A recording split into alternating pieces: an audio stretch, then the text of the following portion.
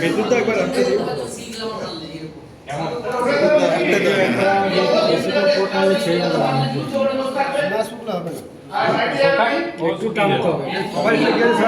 মোটামুটি 1 কেজিতে বলছে 15 থেকে 25।